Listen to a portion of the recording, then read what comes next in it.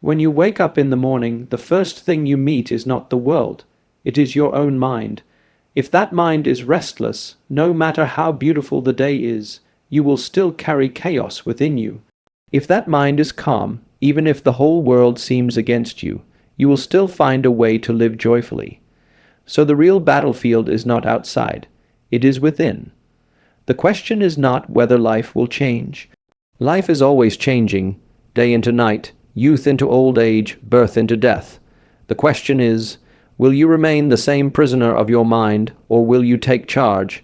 Most people believe their mind is theirs. But if you close your eyes and pay attention, you will see. It has become like an untamed horse. It runs where it wants, drags you where it pleases, and leaves you exhausted. You think 1,000 thoughts in a single day, and most of them are not even chosen by you. They are just echoes of the past or fears of the future. If this is the case, can you call this mind yours? To control the mind does not mean to suppress it. It means to become its master. Right now, your mind is your boss. You obey its endless chatter. But the moment you become conscious, the hierarchy must reverse. The mind must serve you, not enslave you. Understand this. Your mind is the most powerful tool you possess. With it, you can create heaven or hell. With it, you can build a life of misery or a life of fulfillment. The mind itself is not the problem. It is the driverless mind that creates suffering. If you truly wish to change your life, don't start with the outside world. Start with the inner one. If you bring clarity to your thought, your emotions will naturally be balanced. If your emotions are balanced, your actions will become powerful. And when your actions are powerful, your destiny cannot resist you. So I say to you, do not waste another moment blaming the world, blaming others, blaming fate. Sit with yourself, watch your mind, see how it works, and then, slowly, patiently, take the reins into your hands. Because the only thing between you and the life you long for is not the world, not other people, not destiny. It is your own mind. Control it, guide it, and your life will blossom beyond imagination. The mind is the real battlefield. Master it or be mastered. When we look at our lives, most of us believe the struggles are outside of us. We think the problem is the people around us, the situations we face, the circumstances that seem unfair. But if we truly observe, we will see that the actual struggle is not with the world, but with what happens inside our own head. If your mind is unsettled, even a simple day will feel unbearable. If your mind is stable, even the most challenging days will not shake your core. This is why the real battleground is not in the streets, not in society, not in your workplace. It is within the space of your own mind. From the moment you open your eyes in the morning, your mind starts its endless commentary. It runs with thoughts of yesterday, plans for tomorrow, worries about what could go wrong, regrets about what already has, and you follow it without question, as though you have no choice. Most people live like this, thinking they are the masters of their thoughts, when in reality they are simply captives of them. Imagine a horse without a rider, wild, running in every direction, exhausting itself without ever reaching a destination. This is how an undisciplined mind functions. It carries you into fear, anger, jealousy, pride, and despair without you even realizing how much of your life is wasted in these states. The danger is not that the world is cruel. The danger is that your own mind becomes your greatest enemy when left unchecked. Every moment of anxiety, every spark of anger, every shadow of doubt is born from the way your mind interprets life. Two people can face the same situation. One collapses in fear, the other rises with courage. The difference is not in the situation, but in the mind that receives it. So if the battlefield is truly within, the only victory worth achieving is over yourself. When we say master the mind, it does not mean silencing it or suppressing it. The mind is a tool, a powerful one, perhaps the most powerful you will ever know. But a tool in unskilled hands becomes dangerous. If you hand a sharp sword to a child, they will hurt themselves before they can defend themselves. The mind, in the same way, can wound you every day if you do not know how to hold it. Mastery is not about destroying the sword, it is about learning to use it with precision. A mastered mind does not torment you with endless chatter. It becomes sharp, focused, and capable of serving your deepest intentions. Why does the mind become such a restless battlefield? Because it is carrying layers of memory, conditioning, and impressions gathered over the years. Every word you have heard, every image you have seen, every experience you have gone through has left its mark. Your mind is like a vast warehouse filled with dust and clutter. If you walk through it without awareness, the clutter will fall on you, burying you under its weight. But if you walk with a lamp of consciousness, you begin to see the clutter clearly, and then you can decide what to keep and what to discard. Mastery comes only through awareness. Without awareness, the battlefield will overwhelm you. With awareness, you can navigate it skillfully. There are moments in life when you have felt completely alive, free, and unshaken. Perhaps while watching a sunset, or while laughing deeply, or while being lost in something you love. In those moments, your mind was not your enemy. It was either quiet or aligned with the present. What does this show you? That the problem is not life, not the body, not existence itself. The problem is only the unruly mind that refuses to stay where you want it. If you had the ability to place your mind exactly where you wished, for as long as you wished, you would not need to search for peace. Peace would be your natural state. The battlefield of the mind is not something to fear. It is something to recognize. Just as a soldier enters a battlefield knowing that only skill and awareness will keep him alive, you too must enter this inner space with alertness. Each thought that arises is like an opponent, some weak, some powerful, some deceptive, some fierce. If you fight blindly, you will lose. But if you learn to watch carefully, you will see that many of these opponents are nothing more than shadows. Fear, when looked at closely, dissolves. Anger, when observed without feeding, fades. Doubt, when illuminated with clarity, loses its grip. The mastery lies not in crushing these forces, but in understanding them so deeply that they no longer control you. This battlefield will not disappear as long as you are alive. But whether it becomes a place of constant suffering or a place of inner victory depends entirely on you. A mastered mind can transform this battlefield into a garden, where thoughts are no longer enemies but allies. The same energy that once scattered you in every direction can be harnessed to create focus, clarity, and purpose. What once felt like chaos can become order. What once felt like pain can become wisdom.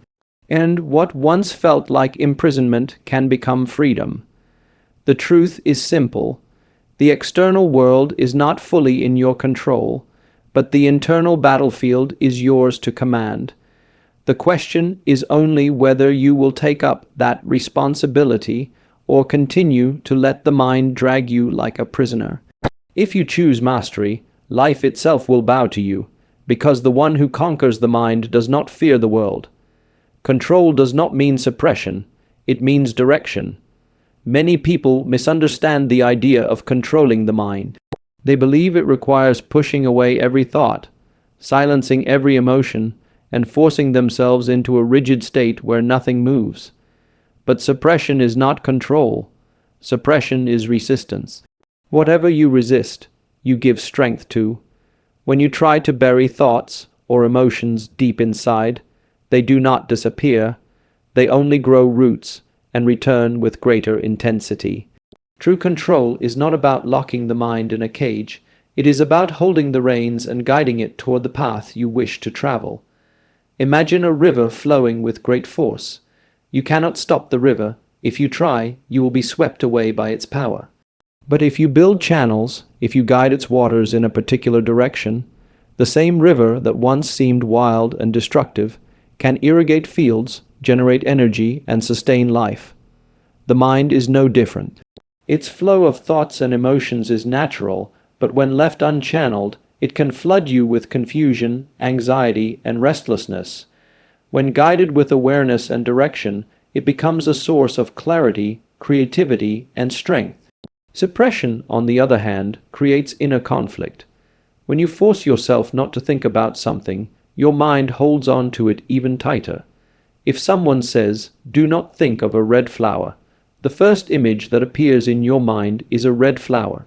This is the nature of suppression. The more you push something down, the louder it becomes inside you. Control requires a different approach. Instead of saying, "I must not think this," you learn to say, "I choose to place my attention here." That simple shift is the difference between being a prisoner of your thoughts and being their master.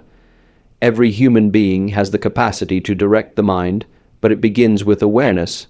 Right now, your mind may be running like an untamed horse, chasing one thought after another. If you simply observe this without judgment, you begin to understand its patterns. Once you understand, you can decide where to place it. Just as you train a horse by guiding it gently, consistently, and with patience, you train the mind by repeatedly bringing it back to where you want it. Suppression would mean tying the horse to a post and forcing it still, but direction means teaching it to run with purpose, to serve you rather than exhaust you. Control without suppression is an art. It requires understanding that the mind is not the enemy. The thoughts that arise are not dangerous by themselves. They only become a problem when you let them carry you unconsciously. If anger arises and you suppress it, you burn inside. If anger arises and you let it explode, you hurt others and yourself. But if anger arises and you direct its energy toward clarity and action, it can transform into determination. The energy is the same. The difference is how you choose to channel it. This is why discipline of the mind is not about killing emotions, but about refining them. Joy, sadness, fear, love, ambition, these are not obstacles, they are raw energies. Left scattered, they create chaos. Directed consciously, they create depth and power in your life. A person who suppresses emotions becomes rigid, cold, and lifeless. A person who directs emotions becomes alive, balanced, and capable of using every situation as fuel for growth. Think of fire. In the open forest, fire can destroy everything in its path. But the same fire contained within a hearth gives warmth and cooks food. The fire itself is not good or bad. Its impact depends on whether it is suppressed chaotically or directed consciously. The mind works exactly the same way. If you attempt to stamp out its fire, it smolders inside, waiting to erupt. If you allow it to burn without guidance, it consumes you. But when you learn to channel it, that fire becomes a source of light and life. So much suffering in human life comes from not understanding this distinction. People are told to control their desires, and they end up suppressing them, which only makes them feel guilty and conflicted. People are told to control their anger, and they bury it, only to find it poisoning their hearts over time. Real control is not denial, it is intelligent direction. You do not deny the existence of the thought or the emotion. You acknowledge it and then decide how it will serve your journey. The power of choice is what makes direction possible. At any moment, you may not have the power to stop a thought from arising, but you always have the power to choose whether to water it or to shift your focus elsewhere. Just as a gardener chooses which plants to nurture and which weeds to leave unattended, you can choose which thoughts deserve your attention. Suppression would be like trying to rip the weeds out in frustration, often damaging the soil in the process. Direction is like calmly choosing to water the flowers so fully that the weeds naturally wither away. When you understand this, control stops being a struggle. It becomes a natural process of awareness and choice. The mind will generate thoughts, just as the heart will beat and the lungs will breathe. You cannot stop it, nor should you try, but you can guide it. You can place it where you wish. You can give it work that aligns with your growth instead of letting it wander aimlessly. Control means freedom, not restriction. It means you are free from the compulsions of the mind, free from the endless pull of every thought, free to decide your direction. Suppression means bondage. You are chained to what you resist. Direction means mastery. You are the one who decides how this great force within you will be used. And once you see this difference clearly, you will never again confuse control with suppression. A disciplined mind creates clarity, balance, and destiny. When the mind is scattered, life feels like chaos. You may have goals, but you lack the power to reach them because your thoughts pull you in 1,000 directions. One moment you want one thing, the next moment you chase another. In this state, you cannot see clearly, you cannot act decisively, and you cannot sustain balance. But when the mind is disciplined, when it has learned to stay steady, everything changes. Clarity appears where confusion once lived, balance takes the place of restlessness, and the path to destiny begins to reveal itself. Clarity is the first gift of discipline. Without clarity, even the best opportunities will pass you by because you will not recognize them. Most people are not defeated by life itself, but by their inability to see things as they are. Their perceptions are clouded by fear, doubt, memory, and endless imagination of what could go wrong. Discipline sharpens the mind so it becomes like a polished mirror, able to reflect reality without distortion. When you look at life through such a mind, you see situations as they are, not as your emotions color them. You know what needs to be done and what needs to be avoided. A disciplined mind does not waste time in confusion. It sees the essential and moves directly toward it. With clarity comes balance. Discipline teaches the mind not to swing wildly between extremes. Most people live like a pendulum. Too much excitement, then too much despair, too much attachment, then too much aversion. This constant swinging leaves them drained. But when the mind is trained to remain steady, it finds a natural center. Balance does not mean you are without emotion or that nothing touches you. It means that whatever comes, joy or sorrow, success or failure, you remain stable. You can experience fully without being thrown off course. In that balance lies strength, because no storm can shake a tree whose roots go deep. Balance also brings harmony between thought, emotion, and action. In an undisciplined mind, thought may want one thing, emotion may crave another, and action may end up doing something entirely different. This inner conflict weakens you because all your energy is split. Discipline aligns these three forces. Thought becomes clear, emotion follows in support, and action moves in the same direction. When there is no inner division, the whole being moves as one, and that unified movement carries tremendous power. From clarity and balance comes destiny. People often speak of destiny as something fixed, as though life has already been written and cannot be changed. But the truth is, destiny is shaped by the quality of your mind. The disciplined mind creates focus, and focus shapes action. Repeated actions shape habits, and habits carve the path of destiny. What seems like fate is often only the result of unconscious choices made again and again. But when the mind is disciplined, choices are made consciously, and destiny is no longer an accident but a creation. Destiny is not given, it is earned through the way you handle your inner world. A person with a restless, scattered mind may dream of greatness, but will stumble at every step. A person with a disciplined mind may begin with small steps, but those steps will be steady, and they will inevitably lead somewhere significant. The disciplined mind does not quit when difficulties arise, because it has the clarity to see beyond the obstacle and the balance to remain steady in the face of challenge. In this way, destiny is no longer determined by luck or chance. It is directed by inner mastery. Discipline of the mind is not harshness. It is not about punishing yourself or living in constant restraint. It is about training the mind the way you train the body. If the body is never trained, it becomes weak. If the mind is never trained, it becomes chaotic. Training requires consistency, patience, and practice, but the result is freedom. A disciplined mind does not feel like a prison. It feels like liberation, because you are no longer at the mercy of compulsions. You can think what you want to think, feel what you want to feel, and act how you choose to act. That is true freedom. Such freedom naturally brings purpose. A disciplined mind does not get lost in trivialities. It knows how to separate what is essential from what is unnecessary. This focus allows energy to be invested where it truly matters. Over time, that focus creates depth in whatever you pursue, whether it is knowledge, relationships, work, or inner growth. And that depth becomes the foundation of a meaningful destiny. When the mind is disciplined, even time begins to serve you. Without discipline, days slip away in distraction, and years pass without real progress. With discipline, every moment becomes purposeful.